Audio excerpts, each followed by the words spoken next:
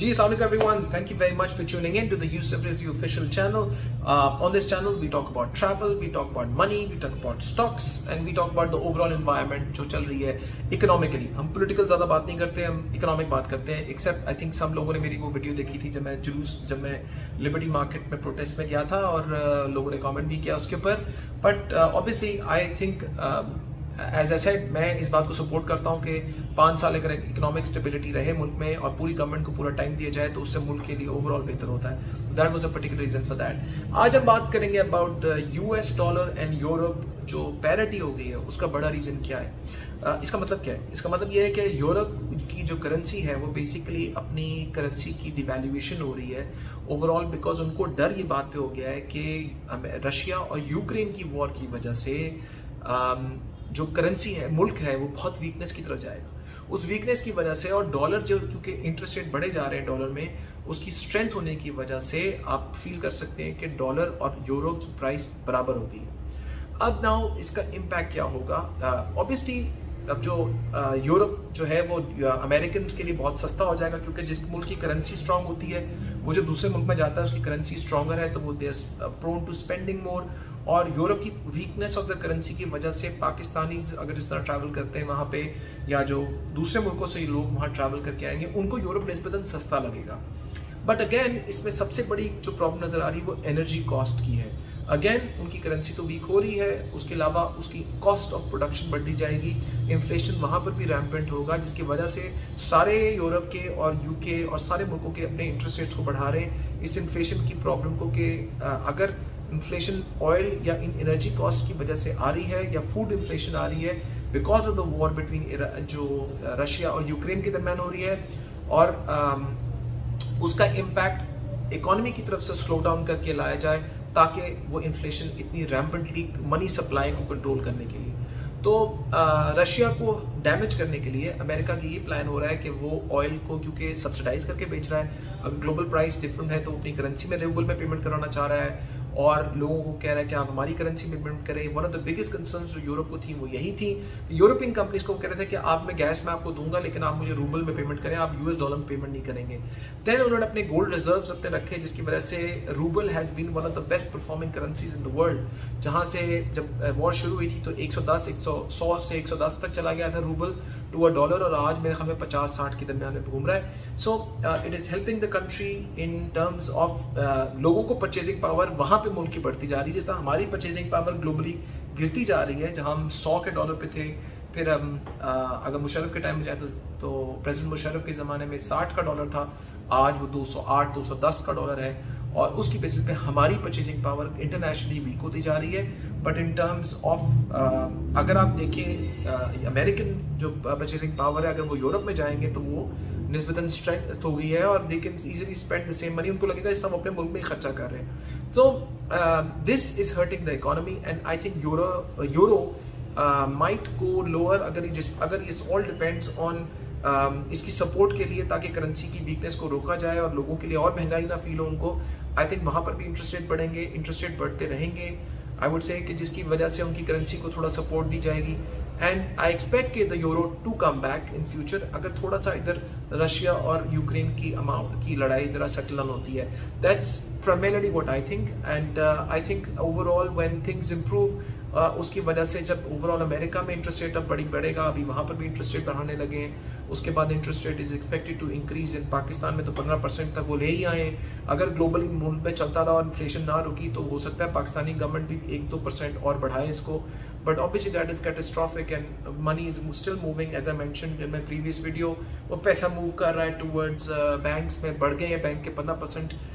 लोगों ने पैसा अपना ज़्यादा जो है वो डिपॉजिट करना शुरू कर दिया बैंकों के अंदर क्योंकि उनको बैठे बिठाए 14-15% मिल जाता है तो वो उससे बेनिफिट उठा रहे हैं और वो बेनिफिट ले रहे हैं कि हमें पैसा मार्केट में मतलब चीज़ें रखने की ज़रूरत नहीं है. लोग प्रॉपर्टीज़ भी बेचेंगे, एसेट्स जो अपने रिलीज़ करना चाहते हैं वो बेचेंगे क्योंकि उनको नज़र आएगा कि सेफ्टी यही है कि पैसे बैंक में रख लें. Even though they don't realise कि 15 से 20% की इन्फ्लेशन हो रही है which is a completely interesting subject जो हम एक और पॉइंट पे बात करेंगे.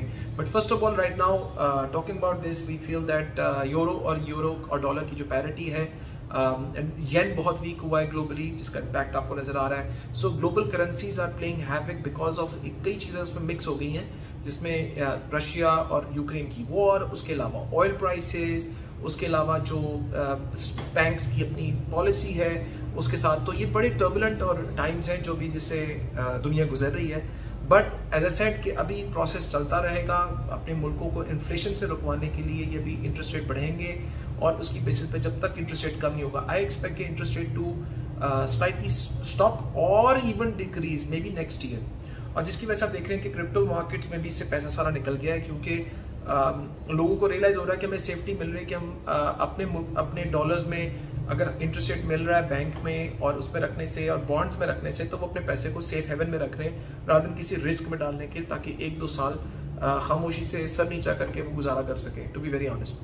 But we have to be smart and in the next video I will share with you कि इस तरह के टाइम्स में जब आपके इंटरेस्ट रेट बहुत हाई हो जाएं और महंगाई भी साथ साथ हाई चल रही हो, तो क्या स्ट्रैटेजी करनी चाहिए, which will I think be beneficial for you and your family and your loved ones. So thank you very much, and I still feel that euro is lower. I expect के euro will get stronger in the future. अगर जब तक dollar और euro की parity शायद थोड़ी देर तक अभी यही रहे, बट इवेंचुअली आई थिंक जब डॉलर की स्ट्रेंथ ज़्यादा बढ़ती जाएगी तो डॉलर की एक्सपोर्ट्स महंगी होनी शुरू हो जाएंगी और उससे उनकी सेल्स अफेक्ट होगी, इकॉनमी स्लो डाउन होगा तो उनको भी अपनी वैल्यू को डिवैल्यू करना पड़ेगा और ये डॉलर का थोड़ा फॉल बैक होगा।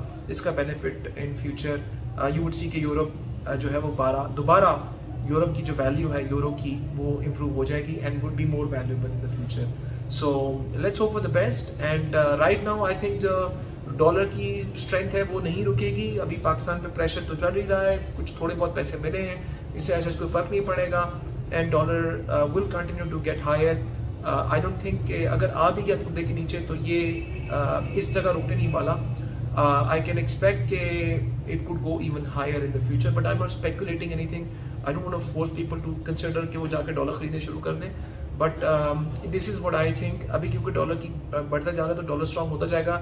हमारी स्ट्रक्चरली फंडामेंटल प्रॉब्लम्स की वजह से हमारी करेंसी भी मार खाती रहेगी जब तक हम चीज़ों को सही तरह ठीक नहीं करेंगे और अपने एक्सपेंसेस को कंट्रोल करके अपने रेवेन्यूज़ को और अपनी इनकम को नहीं बढ़ाएंगे।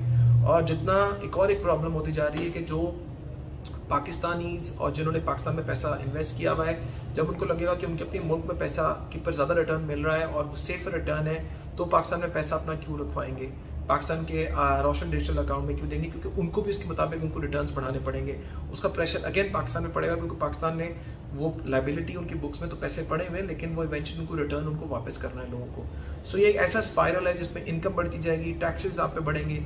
इस सब को फंडामेंटली रिजॉल्व करने का जो तरीका है वो हायर अर्निंग्स है एंड बेटर वैल्यू अर्निंग्स है एंड मोर एक्सपोर्ट्स हैं, जो सिवाय आईटी और हाई वैल्यू प्रोडक्शन के बगैर आप नहीं अचीव कर सकते।